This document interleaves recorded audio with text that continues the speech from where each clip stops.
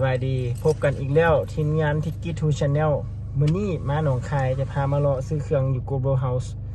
เป็นเครื่องใส่ส่วนไม่หยังไปสิพาเข้าไปเลาะ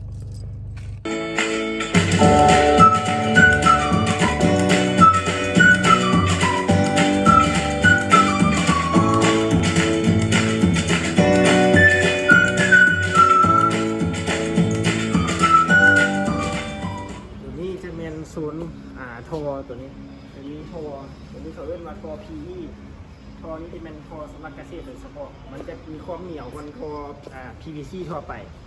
แต่ตัวนี้สังเกตว่ามันจะเป็นเส้นสีส้มนี้เนาะตัวเส้นสีส้มนี้จะสามารถฝังดินได้แล้วมันมีตัวเส้นสีฟ้านี้เส้นสีฟ้านี่ราคาจะค่อนข้างถูกกว่าตัวเส้นสีส้มแต่ว่าตัวนี้จะฝังดินบ่ได้คุณสมบัติมันต่างกันมาเข้าไปเลาะเบิ่งเครื่องอื่นๆทางไหนวันนี้จะซื้อพวกโคโตแล้วก็พวกหัว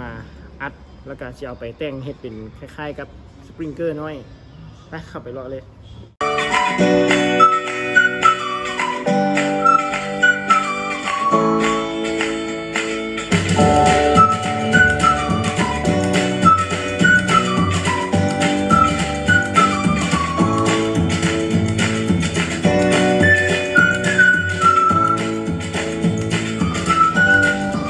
เจอเครื่องเล่นอีกชิ้นหนึ่งแล้ว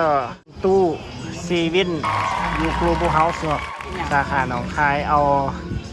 ซาตัวใดก็ได้บ่หวานเป็นเก้าหวานซาเขียวฟูจิชะเครื่องตุ๊ก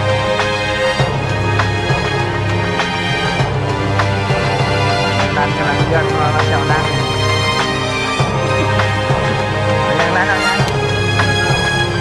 อย่ามาแล้วตัวน้ำมาแล้ว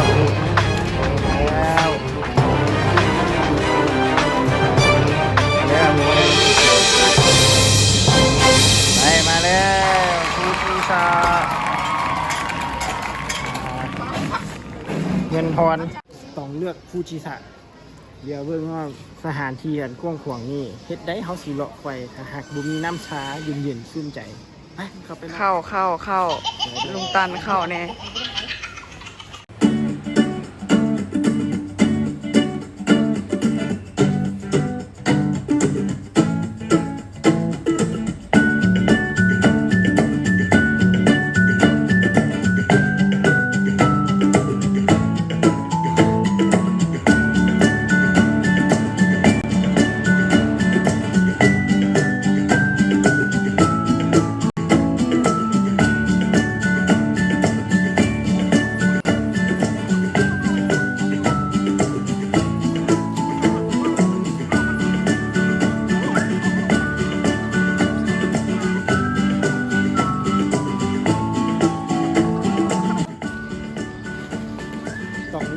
พอตเตอร์อันนี้เป็นภาษาอังกฤษClay Pebbles จะเป็นคล้ายๆคือวัสดุมันจะเป็นดินแดงเนาะดินแดงเอามาเผาแล้วจะเป็นวัสดุให้เขาปลูกต้นไม้เวลาเขาบ่อยากปลูกต้นไม้ใส่ดินมันจะใส่อันนี้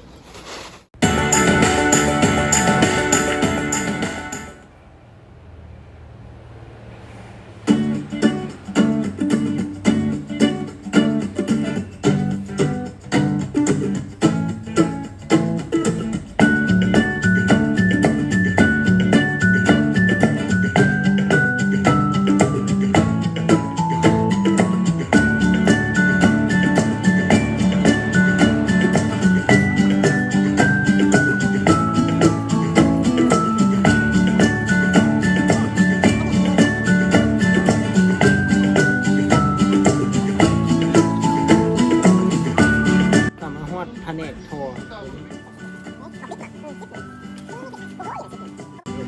ตอนนี้เขาก็มาถึงแผนกอุปกรณ์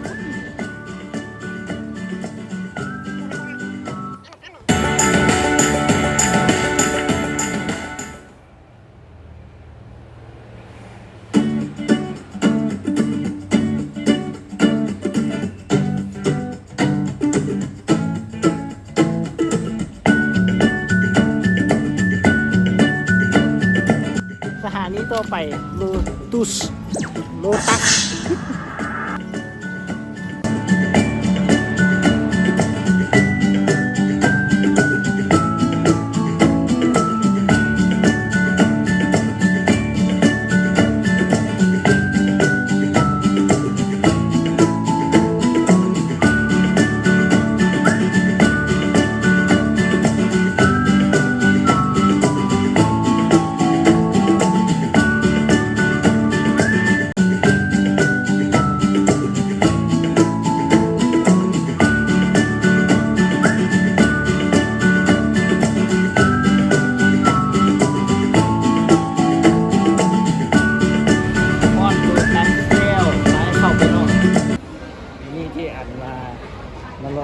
เบิ่ง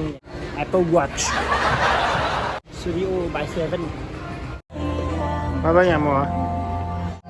มาเบิ่งไอ้ปวดเบิ่งไอ้ซื้อมันก็เป็นหมูสมาร์ทวอทงามใดเบิ่งไอ้ซื้อ ป้าโถบ่ซื้อว่าซั่นเด้ บ่ซื้อหน่วยหนึง บ่ซื้อก็บ่เอา ไม่อย่างซ่นนี่ อันนี้ก็เจ้าร้องให้ลองไซส์ก่อน โอ้ทุย CL ของเราสามารถมากดในอันตามร้านค้าต่างๆในโลตัสเซนวามีร้านพิซซ่า มีร้านสตูดิโอเซเว่นแล้วก็มีโลตัสต่างๆแม่นอัตราแลกเปลี่ยนจะถือก่อนคือเขาเอาเงินสดไปเลขเอาเงินบาทสดมาซึ่งอันนี้เป็นบัตรสแตนดาร์ดก็ได้บัตรเป็นบัตรพรีเมียมบัตรทองบัตรเงินบัตรอย่างไรหมดเลย สามารถมากดได้เลยอัตราแลกเปลี่ยนเป็นรายตามเลขธนาคาร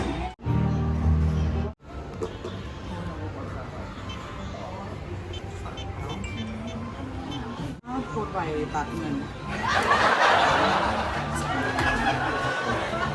เหมาะเงินถึงเลยมาถึง เอากลับบ้านนะซันเหลือแต่ซัมมี่แหละ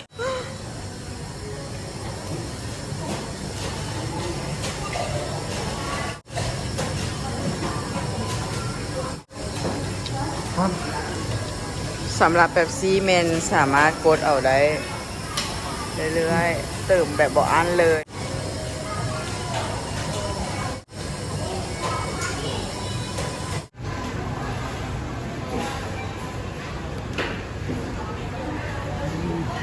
ถามว่าไอ้ต่องยากบ่ไอ้ต่องว่าบ่ยากบ่ยากบ่ยาก ค่าต้มยำที่เห็นผมจะขึ้นค่าต้มยำ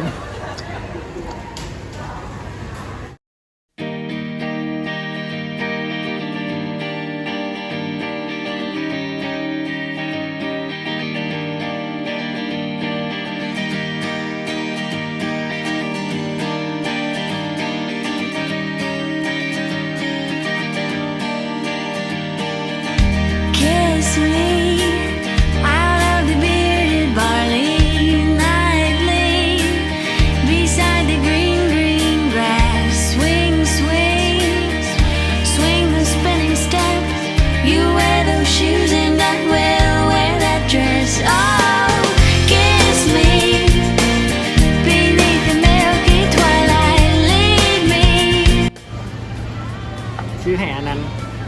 บ่แม่นลินเองบ่จัก ก็อันใหม่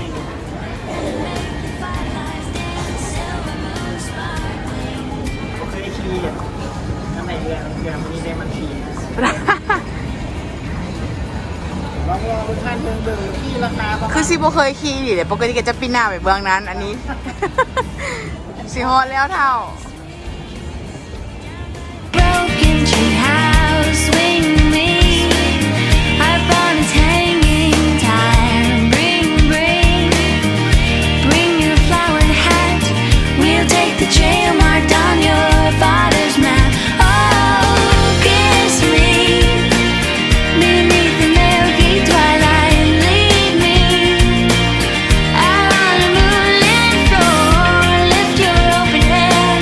strike up the band and make the fireflies dance. Silver moon sparkling. So kiss me. เว้ยที่โน่นตะกี้มันเกมพวกนั้นนี่มีอยู่ท่านหลวงตอนนั้นแอดมินยังน้อยท่านหลวงปีหนึงจังได้ลินเป็นยอดเหรียญละเฮา เกิดทันสมอง ทันเด้ตอนนั้นอยู่เดือนท่านหลวงเดี๋ยวนี้มันจะเป็นส่วนคารามีอันนี้แบบอ่างน้ำอ่ะนะแล้วเก่ามัน จะเป็นเดินแล้วก็เอาเงินไปแลกเอาเราจะได้เหรียญมาหยอดแล้วก็กินพวกอันนี้แหละตามเดิน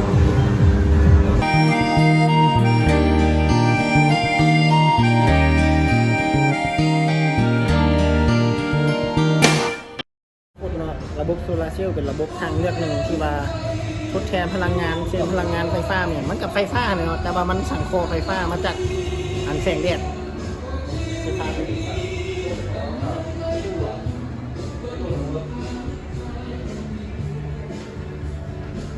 และนี่ก็เป็นแผงโซลาร์เซลล์เนาะแผงนี้จะทำความร้อนและกระแสจากแสงแดดท่านมาเลื่อนมาคอนเวิร์ตเนาะภาษาลาวเนี่ยคอนเวิร์ตมาเปลี่ยนเป็นพลังงานไฟฟ้าธรรมดาอันนี้ที่เป็นหม้อเก็บระบบของมันคือจะมีแผงโซลาร์เซลล์มีชาร์จเจอร์เนาะมีแบตเตอรี่ต่อเข้าไปหาพวกเครื่องใช้ไฟฟ้าเช่นดอกไฟแอดมินเคยเห็นบางรุ่นก็จะแบบเฮดฮอตเป็นไก่ต้มน้ำก็ได้แผนกนี้เป็นแผนกต้องขายเครื่องวัดเทงเลยปืนจุดกาวตัวผมรู้เป็นจวดกลัวนี่เป็น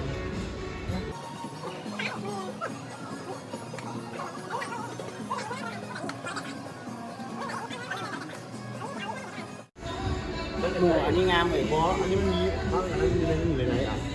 มีระบบครบเลยมีไฟมีอย่างไรมีน้ำจะตะตรงน้ำใส่จะได้ไปใช้ของการนั่งเฮ็ดเรียกไปน้ำมากับเบื้องป่าเกลือปลาไปน้ำมือใดเงินเดือนบอกเอาปลาขึ้นมากินและคันแรกนี้ก็เป็นคันแรกเครื่องไฟฟ้าทั่วไป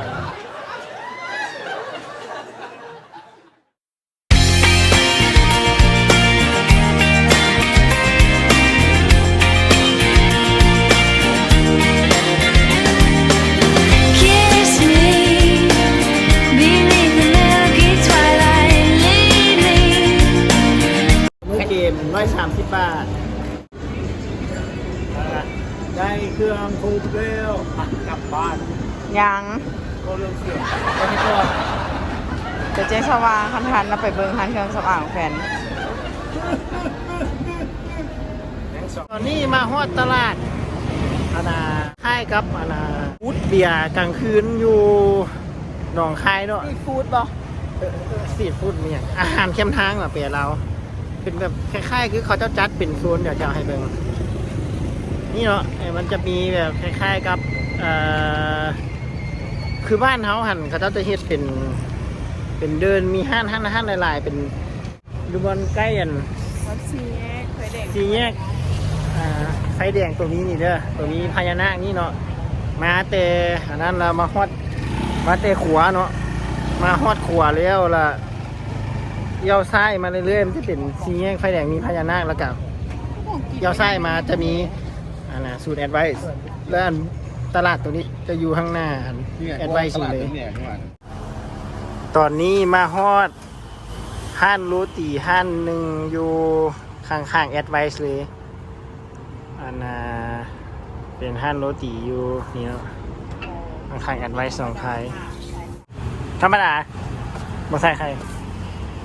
เอากระแพน สองการเฮ็ดโรตีสูตรของเพิ่นเองเลยที่อ่านว่ากรอบ ไม่ กรอบบ่บัดนี้กรอบบ่บัดนี้กรอบคักกรอบแน่แล้วบัดนี้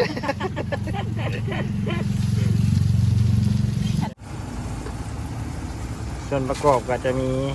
ไข่มีเบอร์ห้านเอื้อยเพิ่นจะเลือกไส้เนยเป็นเนยยี่ห้อซัมซันบ้านเฮาเอิ้นเบอร์เนาะนี่เห็นก็จะขายอยู่ตลาดหั่นแต่ว่านี่มันยุ่นเนยยี่ห้อนี้จะบ่ฮู้ว่าอันแซ่บบ่มื้อหน้าลองซื้อไปกินเลยแล้วก็มีกล้วยหอมแล้วก็มีนมมีน้ำตาล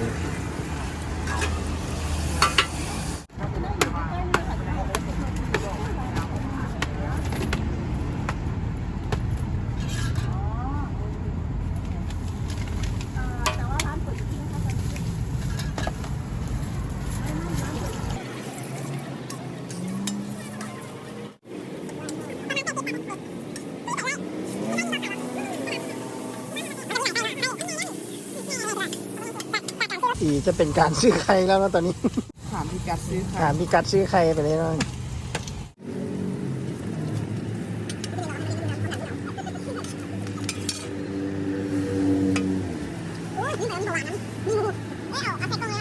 อือหืออ่า Strike up the band, make the fireflies dance, silver moon sparkle. So kiss me. จะหอมนุ่มข้นเนื้อแป้งมีความกรอบความนุ่มของไข่เอาเข้ากันที่เห็นมันตีแป้ง บ้าพงออกไป เนื้อแป้งมีความเค็มเบาๆไก่เอ้ยเพิ่นน่าจะเอาเกลือไทยในแป้งนั้นเวลาย่ำเข้าไปมีความกรอบและมีความหอมของนมมีความมันของนมมีความนุ่มของไข่แนะนำให้มาลองกินกันได้ดีบัวใส่ไข่10 บาทได้ไข่15